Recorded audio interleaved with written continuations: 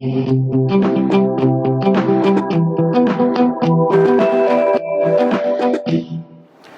दोस्तों, आप सभी का बहुत बहुत स्वागत है ऑप्शन लर्निंग सीरीज के एक और वीडियो में।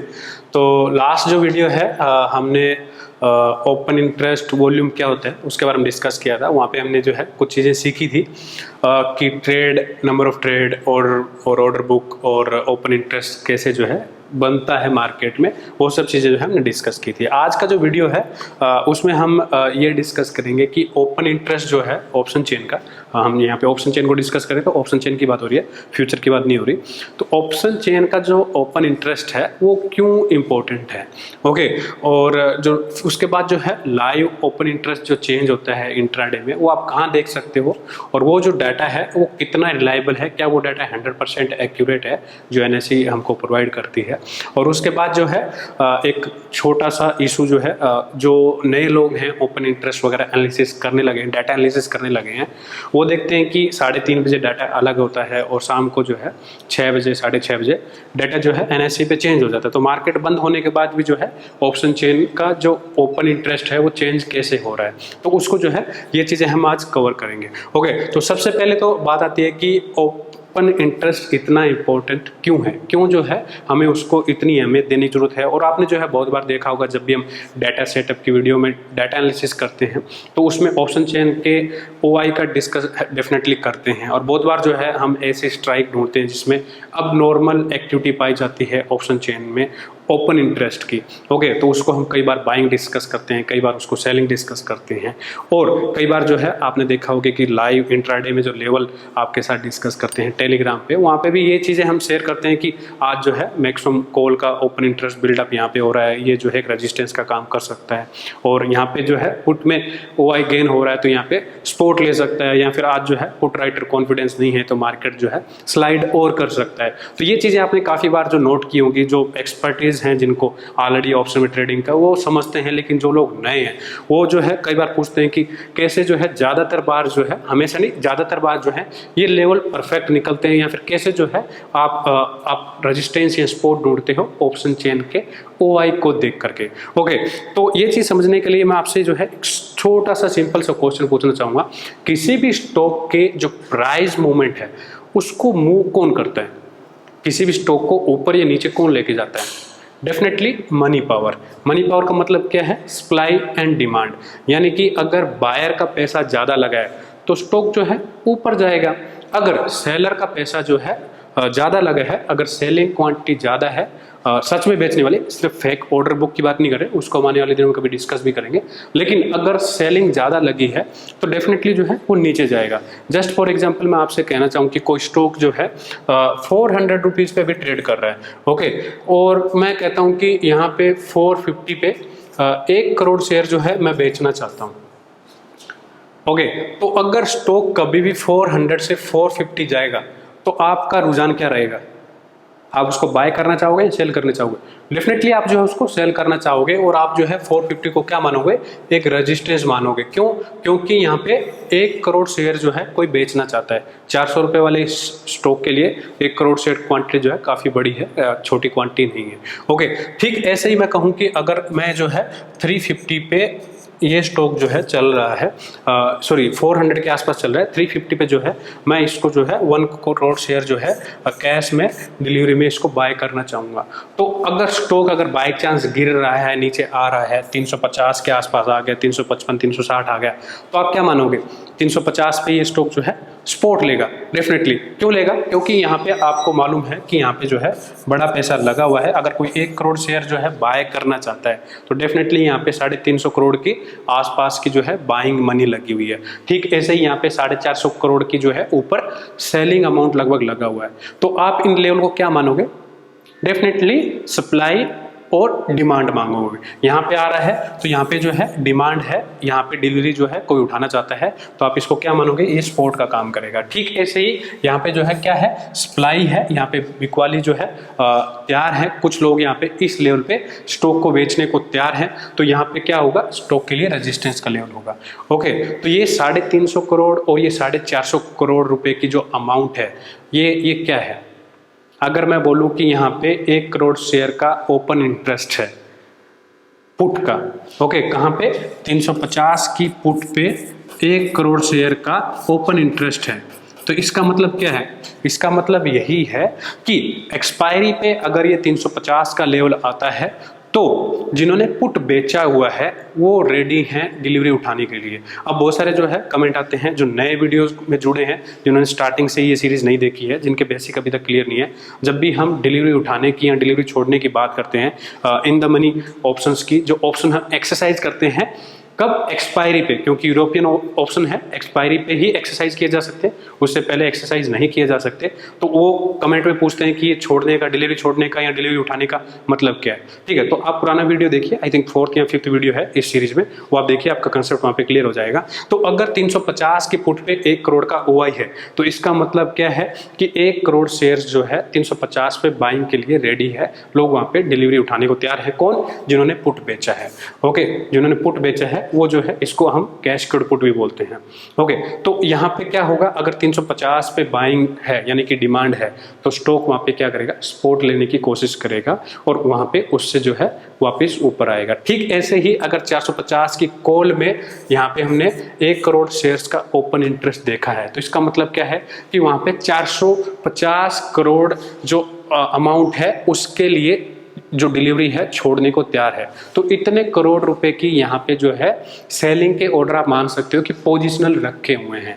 ओके, तो क्या सब के सब जितने भी ओपन इंटरेस्ट होते हैं किसी भी स्ट्राइक पे या किसी ऑप्शन चेन में, क्या सब का सब जो है एक्सपायरी के लिए, सेटलमेंट के लिए रेडी होते हैं? क्या उसमें कोई स्पेकुलेशन वाला नहीं होता?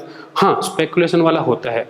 एक तो बायर होते हैं, वो स्पेकुलेशन वाले होते हैं, उनका रीजिंग जो है हेजिंग हो सकता है, वो फ्यूचर के साथ जो है हो सकता है किसी ने फ्यूचर बेचा वो साथ में कॉल बाय की हो, या फिर हो सकता है किसी ने फ्यूचर बाय किया और साथ में पुट बाय किया हो, तो वो हेजिंग हो सकता है। दूसरा जो है, और ज़्यादातर जो कॉमन रिटेलर होते हैं जो स्टॉक की प्राइस मूवमेंट को प्ले आउट करना चाहते हैं वो बायर हो सकते हैं, डेफिनेटली हो सकते हैं। जो सेलर पार्ट है, क्या उसमें स्पेकुलेटर नहीं है? हाँ, सेलर पार्ट में भी स्पेकुलेटर है। अगर मुझे जस्ट फॉर एग्जाम्पल लग रहा है कि स्टॉक जो है 450 के नीचे ही रहेगा तो मैं भी जो है 450 की कॉल बेचना प्रेफर करूंगा। लेकिन जो ज़्यादातर सेलर हैं जिन्होंने यहाँ पे ओपन इंटरेस्ट बनाया है, जो मार्केट के बड़े पार्टिसिपेंट्स हैं, वो हमेशा इस बात के लिए रेडी रहते हैं कि अगर स्टॉक यहाँ पे आएगा तो मैं अपनी डिलीवरी छोड़ने के लिए तैयार हूँ, या फिर स्टॉक अगर इन लेवल पे आ गया नीचे पुट में तो मैं जो है यहाँ पे बाइंग के लिए तैयार हूँ। इसीलिए आप देखिए कि ज़्यादातर बार जो है आपको स्टॉक्स के कॉल में OI ज़्यादा मिलेगा। क्यों? क्योंकि हमारे पास ऑलरेडी कैश की होल्डिंग है पोर्टफोलियो में। अगर बाई चांस मेरे को कॉल में लॉस होता है, स्टॉक उठ के यहाँ से 470 चला जाए, ओके, और जस्ट फॉर एग्जांपल मैंने कभी जो है किसी जमाने में 300 रुपये के एवरेज पे, 325 के एवरेज पे जो है स्टॉक एक्यूमुलेट किया हुआ है, पहले से काफ़ी दिनों से ले रहा हूँ, 1 साल से मेरे पास चल रहा है। ओके, तो अगर बाई चांस मेरे को 450 पे डिलीवरी छोड़नी पड़ी, यहाँ पे मैंने ऑलरेडी कुछ प्रीमियम भी कलेक्ट किया होगा 5 से 6 रुपये का, ठीक है, तो अगर मेरे को यहाँ पे 450 पे डिलीवरी छोड़नी पड़ी तो यहाँ पे मेरे को दिक्कत नहीं है, ऑलरेडी मैं प्रॉफिट में हूँ ज़्यादातर क्वांटिटी। और इसमें भी क्या होता है कि जो पोजिशनल ओपन इंटरेस्ट है उसको भी डिफेंड करने की कोशिश की जाती है। कैसे? मैं आपको जो है एक बार ये समझाता हूँ, ऑप्शन चेन में लेके चलता हूँ वहाँ पे एग्जांपल के साथ, और उसको जो है उसको डिफेंड कैसे किया जाता है वो भी मैं आपको उस मैकेनिज्म को समझाता हूँ। एक बार ऑप्शन चेन में चलते हैं, वहाँ पे जो है एक किसी भी स्टॉक का ओपन इंटरेस्ट देख करके उस स्ट्राइक के रेफरेंस में बात करेंगे, तब आपको ज़्यादा अच्छे से समझ आएगा। ओके, तो अभी जो है हम ऑप्शन चेन में आ गए हैं और हमने जो है एक एग्जांपल लिया है उसी स्टॉक का जिसका हमने इस ऑप्शन सीरीज में काफ़ी बार यूज़ किया है। ऑलमोस्ट जो है अभी 420 के आसपास ट्रेड कर रहा है, और इसको जो है हम नंबर कर लेते हैं अभी OI को, पोजिशनल OI आ जाते हैं, ग्रीक्स नहीं देखना अपने को। ओके, और यहाँ पे जो है हम स्ट्राइक वाइज ओपन इंटरेस्ट को चेक करते हैं चार्ट्स में। ओके, तो यहाँ पे आप देखिए कि आपको कुछ बड़े बार्स दिख रहे होंगे, ये ओपन इंटरेस्ट है, और यहाँ पे जो नंबर है आपको मिलियंस में दिख रहे हैं। ओके, तो यहाँ पे आपको लगभग जो है 13 मिलियन का नंबर दिख रहा है यहाँ पे। तो 13 मिलियन का मतलब क्या है? लगभग 1 करोड़ 30 लाख का शेयर जो है 430 के कॉल स्ट्राइक में अभी यहाँ पे बिल्टअप है। ओके, तो ये 430 की स्ट्राइक आपको यहाँ पे दिख रही है और ये जो है ये कॉल है, यहाँ पे आपको दिख रहा होगा ये कॉल है। और टोटल जो है यहाँ पे आपको 53 मिलियन के आसपास जो है कॉल का ओपन इंटरेस्ट है।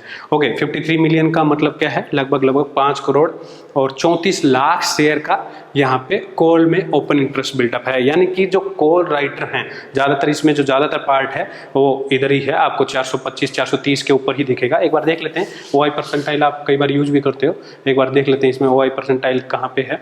OI परसेंटाइल आप देख सकते हो कि 50% से ऊपर का जो OI परसेंटाइल है लगभग 440 के ऊपर का है। यानी कि जो 50% ऑफ द कॉल राइटर हैं उनका जो ओपन इंटरेस्ट है वो 440 के ऊपर ही है।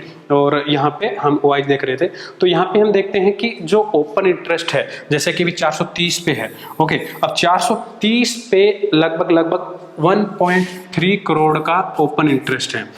ओके, तो ये जो कॉल राइटर हैं इन्होंने 100 आप कह सकते हो कि 1.3 करोड़ जो है इतना शेयर्स जो है अपनी पहले से ही सेलिंग ऑर्डर लगा रखा है 430 पे। ये आप मान सकते हो, लगा नहीं रखा, मान सकते हो कि अगर स्टॉक जो है 430 के ऊपर एक्सपायरी होगी तो यहाँ पे क्या होगा कि इतना अमाउंट ऑफ द क्वांटिटी जो है यहाँ पे सेलिंग के लिए ऑलरेडी रेडी है स्टेट बैंक ऑफ इंडिया में। कहाँ पे? जुलाई एक्सपायरी में। ठीक है, तो जब इतनी बड़ी क्वांटिटी लग रही है, किसी भी ऑर्डर बुक, जब आप नॉर्मली ऑर्डर बुक देखते हो तो वहाँ पे क्या होता है, आप ये देखते हो कि बाइंग का कितना क्वांटिटी लगा है, सेलिंग का कितना क्वांटिटी लगा है। अगर बाइंग का कम क्वांटिटी लगा है और सेलिंग का यहाँ पे ज़्यादा बड़ी क्वांटिटी लगी है, ठीक है, तो ज़्यादातर क्या होता है कि प्राइस जो है फिर स्लाइड करते रहता है। क्यों? क्योंकि सेलर जो है यहाँ पे हावी भी है। ओके, तो यहाँ पे जो सेलर हैं इसमें जो पोजिशनल राइटर हैं वो अपना कवर्ड कॉल तो डेफिनेटली रखते ही हैं, साथ में अपनी स्पेकुलेशन भी रखते हैं। स्पेकुलेशन क्यों रखते हैं? जब हमको मालूम है कि स्टॉक इन लेवल्स पे नहीं आएगा तो वहाँ पे कॉल राइटिंग ज़्यादा होती है। ओके, तो अब क्या इस बात की गारंटी है कि हमेशा जो है अगर ऐसे ओपन इंटरेस्ट देखने को मिलते हैं कॉल साइड में, या बाई चांस अगर नीचे मिलता पुट साइड में, यहाँ पे जैसे कि 400 पे हाईएस्ट दिख रहा है, तो क्या इस बात की गारंटी है कि जुलाई एक्सपायरी में 430 नहीं टूटेगा, या फिर नीचे नहीं है कोई नंबर, अगर बड़ा नंबर होता तो हम कहते हैं कि 380 नहीं टूटेगा। क्या इस बात की हमेशा गारंटी है? नहीं, हमेशा तो नहीं है, लेकिन 90% ऑफ द टाइम जो है ये लेवल जो है एक्सपायरी पे सेफ रहते हैं, डिफेंड रहते हैं, टूटते नहीं हैं। ओके, तो ये फिर इन लेवल को बचाया कैसे जाता है?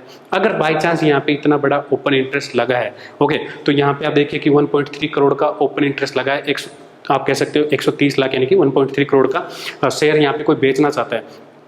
अगर ये मार्केट यानी कि ये स्टॉक उठ के ऊपर चला गया तो इनको कितना लॉस होगा? डेफिनेटली बहुत बड़ा लॉस होगा। क्यों? क्योंकि यहाँ पे जो कॉल राइटर है उसको लॉस तो अनलिमिटेड है ना। हाँ, डेफिनेटली लॉस अनलिमिटेड है। इस स्ट्राइक के पॉइंट ऑफ व्यू से देखें, उन्होंने कुछ हैजिंग किया है या स्प्रेड बनाया है, वो सेकेंडरी मैटर है, लेकिन सिर्फ इस पॉइंट से देखें तो यहाँ पे हमको दिख रहा है कि अगर स्टेट बैंक ऑफ इंडिया जुलाई में 430 के ऊपर जाएगा तो एक बड़ी क्वांटिटी जो है लॉस में आएगी। तो लॉस में आएगी तो उसको बचाने के लिए क्या करेंगे? वो अपनी होल्डिंग में से पहले ही बेचना चालू कर देंगे। क्यों? इस लेवल को डिफेंड करने के लिए। अब ऐसा क्यों है? उसके दो रीजन है।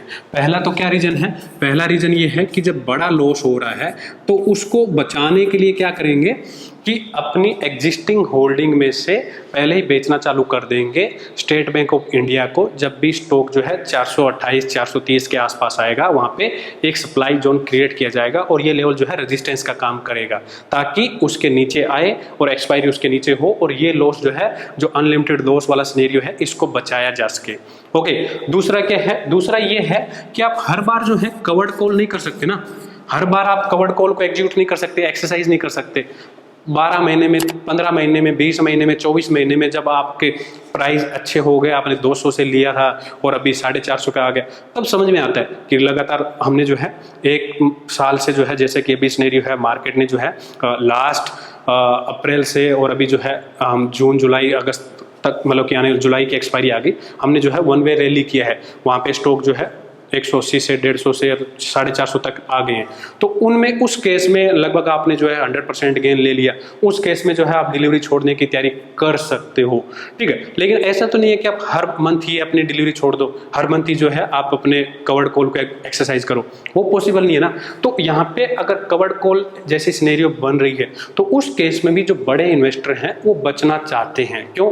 ज़्यादातर बार जो है जो स्टॉक के पोर्टफोलियो है वो प्लेज किए होते हैं, उनको अनप्लेज करो, फिर उनको वापस से रिलीज करो, वो प्रॉब्लम है। ज़्यादातर बार जो है कस्टोडियन को दिए होते हैं, तो उस प्रक्रिया से भी बचने के लिए, और या फिर जो शॉर्ट टर्म गेन है वो टैक्स थोड़े ज़्यादा लगते हैं, उससे भी बचने के लिए ज़्यादातर बार जो है जो कवर्ड कॉल एक्सरसाइज है उसको भी अवॉइड किया जाता है। तो यहाँ पे लॉस को अवॉइड करने के लिए और साथ में कवर्ड कॉल की सिचुएशन अगर टाली जा सके तो उसको टाल सके, इसके लिए भी जो मार्केट के बड़े कॉन्स्टिट्यूट्स हैं, जो बड़े पार्टिसिपेंट्स हैं, वो जो है ऐसी प्रक्रिया को करते हैं कि अगर स्टॉक यहाँ पे आता है तो यहाँ पे क्या करेंगे, उसको सप्लाई जो है क्रिएट करके, यानी कि जो अपनी लूज क्वांटिटी है, जो कम क्वांटिटी है, जो प्लेस्ड नहीं है, उसको मार्केट में निकाल करके कैश में ही बेच करके इस लेवल को बचाने की कोशिश की जाती है। ओके, तो यहाँ पे समझने की बात क्या है कि अगर कॉल में ओपन इंटरेस्ट है तो उसको आपको कंसीडर करना है किसके लिए, रेजिस्टेंस के लिए।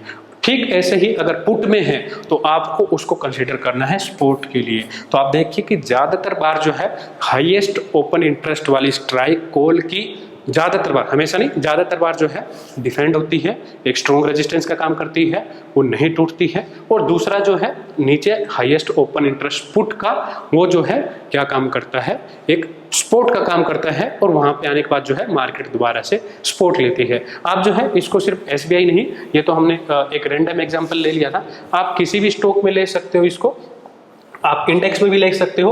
अब इंडेक्स में जो डिलीवरी है वो क्या होती है, इंडेक्स में डिलीवरी जो है कैश की नहीं होती है, कैश की होती है, फिजिकल सेटलमेंट तो होती नहीं है। तो उस केस में क्या होगा, उस केस में जो है क्योंकि इंडेक्स बना तो 50 स्टॉक्स से ही है, तो वहाँ पे भी जो है स्टॉक्स के थ्रू जो है इंडेक्स के प्राइस को प्ले आउट किया जाता है और वो लेवल जो है डिफेंड किए जाते हैं। और इंडेक्स में जो है ज़्यादातर नंबर जो है यहाँ पे आप बोल सकते हो कि स्पेकुलेशन पॉइंट ऑफ व्यू से है, क्योंकि यहाँ पे डिलीवरी छोड़ने जैसा कुछ नहीं है। हाँ, कई बार जो है हम जैसे आप जैसे लोग डेफिनेटली ETFs में बाइंग के लिए, या फिर जो नीचे की लेवल में कैश होल्ड करके बैठे हैं कि मार्केट जब 15,000 पे आएगा, मार्केट जब 14,000 पे आएगा तब हम जो बाय करेंगे, तब तक जो हम पुट सेल करते रहेंगे, वो जो कुछ पार्ट है वो डेफिनेटली जो है कवर्ड कॉल में रह सकता है। या फिर इंडेक्स के जो ऑलरेडी ETF होल्ड कर रहे हैं वो कवर्ड कॉल बेच रहे हैं। लेकिन ज़्यादातर बार जो है इंडेक्स का जो ज़्यादातर ओपन इंटरेस्ट है वो रहता है स्पेकुलेशन पॉइंट ऑफ व्यू से, यानी कि प्रॉफिट से वो एक्सरसाइज के लिए नहीं जाता है। जैसे जैसे मार्केट नीचे जाती जाएगी वहाँ पे कॉल में जो है शिफ्ट करते जाएंगे, कॉल की राइटिंग जो है नीचे बढ़ती जाएगी। या फिर मार्केट ऊपर जा रहा है तो मार्केट ऊपर जाते समय क्या होगा कि पुट राइटर जो है अपनी पोजीशन भी ऊपर शिफ्ट करते जाएंगे। तो आपने देखा होगा कि जो इंडेक्स के ओपन इंटरेस्ट हैं वो ज्यादातर जो है काफी बड़े अमाउंट में चेंज होते हैं एज कंपेयर टू स्टॉक के। स्टॉक में जो है एक बड़ा ओपन इंटरेस्ट बिल्डअप हो गया तो लगभग जो है वो कम ही चेंज होता है, एक्सरसाइज तक रहता है, एक्सपायरी तक रहता है, या फिर एक्सपायरी के लास्ट वीक में जाके उसको जो है प्रॉफिट बुक किया जाता है। नॉर्मली जो है इतनी जल्दी परसेंटेज चेंज नहीं होता जितना इंडेक्स में होता है। ओके, तो इंडेक्स का पार्ट जो है ओपन इंटरेस्ट का, इसको हम आने वाले दिनों में OI जो चेंज है, इंट्राडे OI है, उसको और डिटेल से वहाँ पे स्पेशली इंडेक्स के लिए जो काम करती है थ्योरी वो आपके साथ डिस्कस भी करेंगे। स्टॉक के लिए नहीं करती इंट्राडे में, क्योंकि इंट्राडे में स्टॉक में जो है ओपन इंटरेस्ट, हर स्टॉक में पहली बात तो इतनी लिक्विडिटी नहीं होती है, दूसरा जिनमें लिक्विडिटी होती भी है उसमें इंडेक्स के लेवल की लिक्विडिटी नहीं होती। ओके, तो अगर हम इंडेक्स में भी देखें तो इंडेक्स में भी ये थ्योरी काम करती है, लेकिन यहाँ पे जो है स्पेकुलेशन वाली थ्योरी ज्यादा काम करती है। जस्ट फॉर यहाँ पे देखो कि हमको 15,000 पे जो है ओपन इंटरेस्ट काफी ज्यादा दिख रहा है कि ये जो जुलाई, आई थिंक ये जुलाई सीरीज का है, तो जुलाई मंथ में जो है 15,000 डेफिनेटली डिफेंड हो सकता है, बचाया जा सकता है। 15,500 पे जो है ओपन इंटरेस्ट काफी ज्यादा बना हुआ है। अगर OI चेंज की बात करें कि नया ओपन इंटरेस्ट कितना है, तो नया ओपन इंटरेस्ट में जो है कॉल राइटर ज्यादा हावी है, मार्केट के बेयरिश सिनेरियो को ज्यादा इंडिकेट कर रहा है। ओके, और नेट OI की बात करें तो नेट OI में जो है अभी भी पुट राइटर जो बने हुए हैं तो वो इन लेवल को डिफेंड होने की उम्मीद में बैठे हैं। तो ओपन इंटरेस्ट जो है आप ऐसे देख करके इसको सिर्फ ये मत देखिए कि यहाँ पे प्रीमियम जो है 2 रुपए के लिए, 3 रुपए के लिए, 5 रुपए के लिए कोई बेच के बैठा है। अब ये देखिए कि यहाँ पे पैसा कितना लगा है, मनी कितना लगा है। अगर किसी स्टॉक में 1 करोड़ का ओपन इंटरेस्ट है, जैसे कि यहाँ पे आप देख सकते हो लगभग जो है 26 मिलियन का ओपन इंटरेस्ट है, और ये मंथली है, वीकली में थोड़ा ज्यादा रहता है। वीकली में एक बार चेक कर लेते हैं, वीकली सीरीज को सिलेक्ट करते हैं। ओके, तो हमने जो है अभी यहाँ पे वीकली ऑप्शन सीरीज जो है सिलेक्ट कर ली है। यहाँ पे ओपन इंटरेस्ट देखते हैं एक बार। तो आप देखिए कि वीकली में जो ओपन इंटरेस्ट है वो काफ़ी ज़्यादा है। वहाँ पे हमने 26 मिलियन देखा था, जो उससे पहले की एक्सपायरी है। यहाँ पे लगभग जो है 60 मिलियन का कॉल का ओपन इंटरेस्ट है। तो आप यहाँ पे देख सकते हो कि कॉल में जो है ओपन इंटरेस्ट इस वीक में काफ़ी ज़्यादा है, जो कि इस वीकली प्रेशर को ज़्यादा इंडिकेट कर रहा है। तो आप जो है पर्टिकुलर ऑप्शन की कौन सी एक्सपायरी में कितना open interest call side buildup है, कितना open interest put side buildup है, उसको आप देख करके मार्केट की उस स्टॉक की जो मंथली रेंज है उसका आइडिया लगा सकते हो। 100% बार जो है वो सक्सेसफुल नहीं होती रेंज, लेकिन ज़्यादातर बार जो है आपको वो एक अच्छा आइडिया देती है। कॉल को जो है आपको ज़्यादातर बार जो है ओपन इंटरेस्ट को रेजिस्टेंस का पॉइंट ऑफ व्यू से देखना है, और पुट को जो है आपको नेट ओपन इंटरेस्ट को देखना है। किसके पॉइंट ऑफ व्यू से? स्पॉट के पॉइंट ऑफ व्यू से।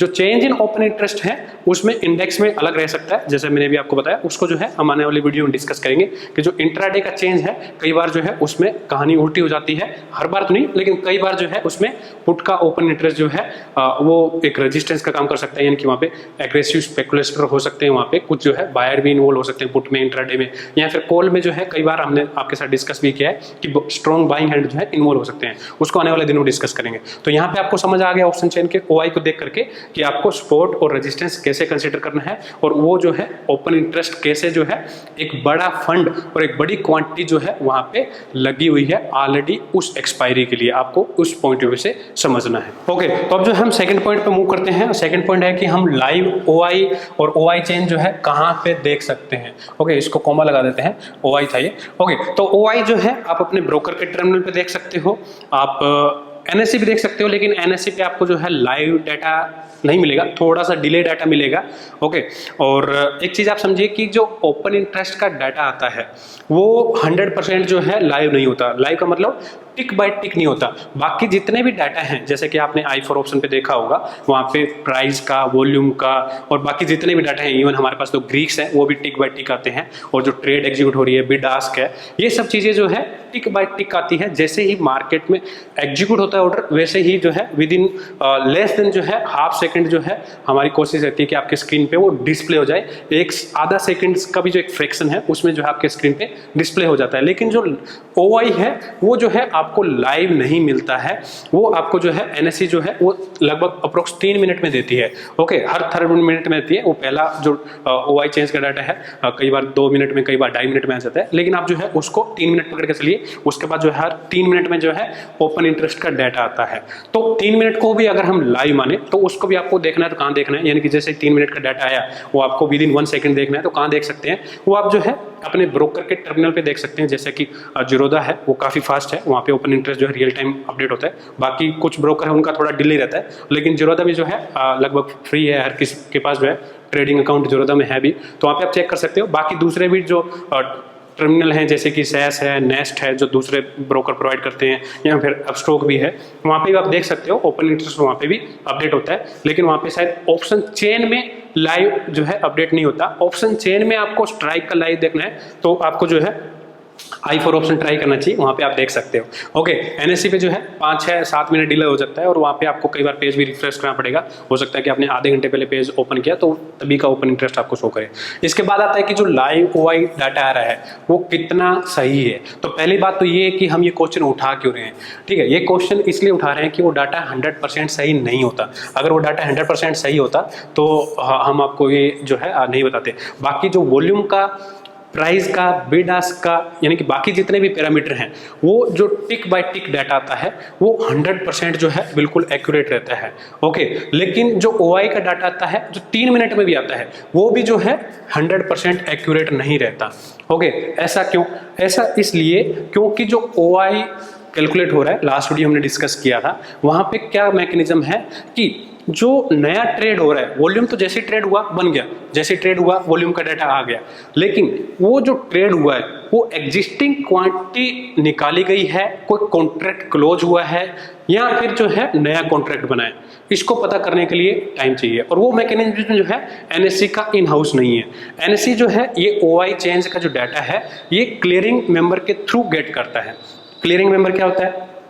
अगर आपको नहीं पता तो आपने जो है ये वीडियो सीरीज स्टार्टिंग के पहले 2 चैप्टर नहीं देखा आई थिंक। तो क्लियरिंग मेंबर जो है आपके डेरिवेटिव ट्रेड को क्लियर करते हैं, वो आपका ब्रोकर भी हो सकता है या फिर थर्ड पार्टी भी हो सकता है। कई ट्रेडिंग मेंबर खुद ट्रेडिंग मेंबर के साथ में क्या क्लियरिंग मेंबर भी होते हैं, ओके। और कई जो है third party clearing member use करते हैं। तो हो सकता है कि आपका ब्रोकर आपका क्लियरिंग मेंबर भी हो, नहीं है तो आपका ये आज का टास्क है, आपको जो है ये वीडियो जब भी देख रहे हो आपको चेक करना है, कमेंट में बताना है कि आपका जो ब्रोकर है क्या वही आपका क्लियरिंग मेंबर है या फिर आपका जो क्लियरिंग मेंबर है वो थर्ड पार्टी है। आपको चेक करना है अपने ब्रोकर डिटेल में जाकर के, अपने ट्रेडिंग अकाउंट में जाकर के। तो जो डेरिवेटिव की ट्रेड होती है वो एग्जिस्टिंग कॉन्ट्रैक्ट क्लोज हुआ है, नया कॉन्ट्रैक्ट बना है, या फिर जो है एग्जिस्टिंग कॉन्ट्रैक्ट के वन पार्ट में पार्टी ने हैंड चेंज किए।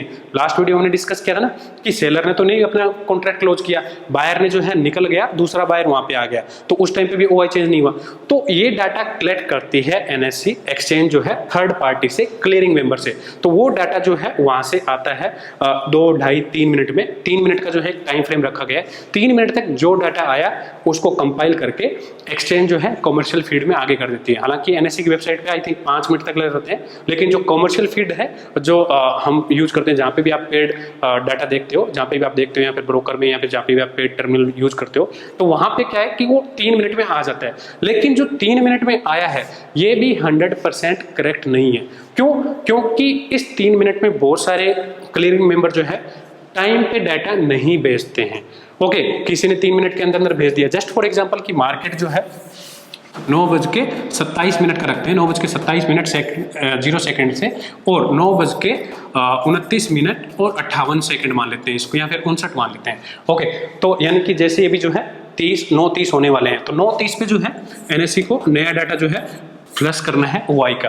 तो इस टाइम होरिजन में मान लेते हैं कि वहां पे सैकड़ों क्लियरिंग मेंबर है, उन्होंने जो है अपना डाटा कंपाइल किया। तो पहली बात तो ये 100% पॉसिबल नहीं है कि जो डाटा यहाँ पे इस टाइम पे ट्रेड हुआ 58 पे, 57 पे, 56 पे, वो डाटा भी वो इस टाइम फ्रेम पे भेज पाए, पॉसिबल नहीं है ना, प्रैक्टिकल पॉसिबल नहीं है। और दूसरा जो है हो सकता है कि यहाँ पे जस्ट फॉर एग्जांपल कि यहाँ पे 500 क्लियरिंग मेंबर है, तो क्या 500 के 500 सब के सब डाटा जो है टाइम पे भेज रहे हैं? हो सकता है कि जिनके पास इतना बड़ा इंफ्रास्ट्रक्चर नहीं है या जो थोड़ा डिले कर देते हैं, उसमें कोई आप और हम पता भी नहीं कर सकते, उन्होंने जो है इस टाइम फ्रेम का डाटा जो है अगले टाइम फ्रेम में भेजा।